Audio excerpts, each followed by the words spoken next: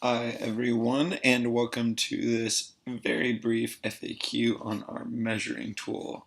Why is it brief? Because it's pretty straightforward, but I do want to show you how to get to it. So we are here over the Linwood area of Los Angeles, and we're going to go ahead and use the measuring tool.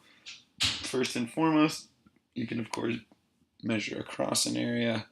You'll see 13 kilometers, but I also just want to quickly point out that you can measure around an area in segments. So maybe you're thinking, okay, I wonder what the perimeter is around this general area of Huntington Park and Linwood. Boom, 29.27 kilometers around.